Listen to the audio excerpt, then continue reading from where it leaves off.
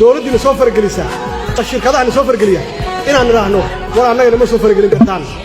ma la fargeliyo dawladaha kale oo caalam ku nool wax kale ma aha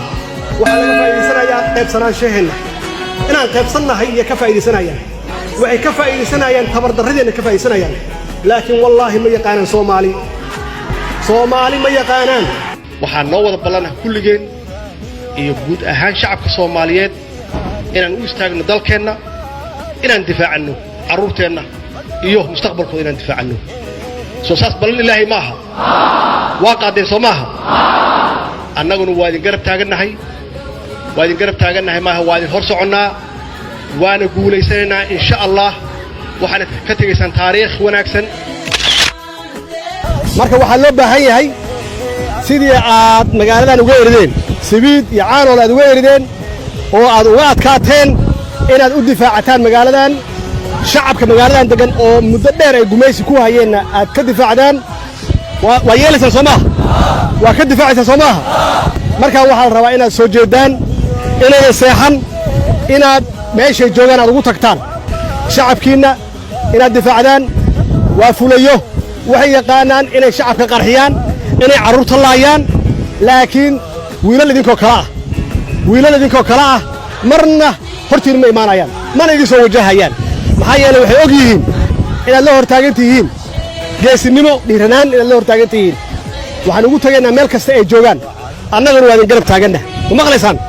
annaguna waa idin garab taagannahay waa idin soo booqanaynaa ciidamo kale idinku soo kordhinaynaa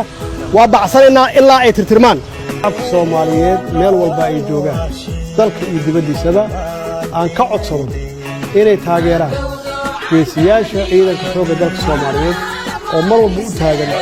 inay naftooda u huraan qarannimada Soomaaliyeed haddana ummadda Soomaaliyeed waana taageersan yihiin maxaa yeelay dawladdan dawlad fiican weeye ama madaxweynaha ka ahay dawlad nadiif ah weeye dawlad ammaanada ilaalisa weeye aan tuuga ahayn dawlad cadaalad ku dadaasho waaye dawlad aan qabyaalad iyo qabiil aqoon weeye dal burbursan muddo 3 sano ah yaan ka shaqeynaynaa inaan sharafkiisa iyo karaamadiisa soo celinno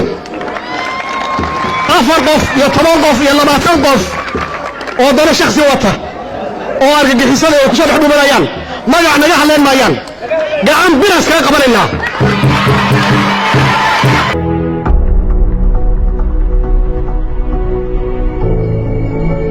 Nairobi, Mogadishu for radio check. How do you read me? 1352.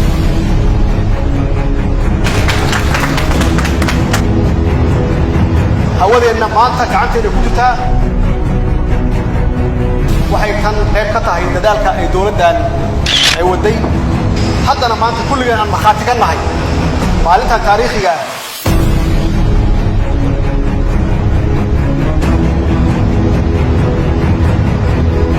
kan waa bilaaw oo ah inaan xoojino qarannimadeenna